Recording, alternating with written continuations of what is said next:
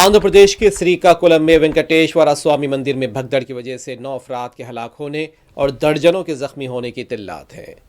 एकदशी के मौके पर कासीबुग्गा में वाक़ वेंकटेश्वरा स्वामी मंदिर में भक्तों का हुजूम था। ताहम भगदड़ की वजह से अफरा तफरी हुई और इस दौरान 9 अफराद हलाक होने की इत्तलात हैं। मकाम वाक़े पर दिल खराश मनाजिर देखे गए। महरुकीन में ख़वातीन और बच्चे भी शामिल हैं।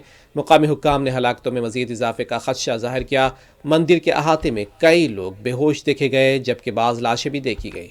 इस वाक़े में ज़ख्मी अफराद को फौरी करीबी दवाखाना मुंतकिल किया गया।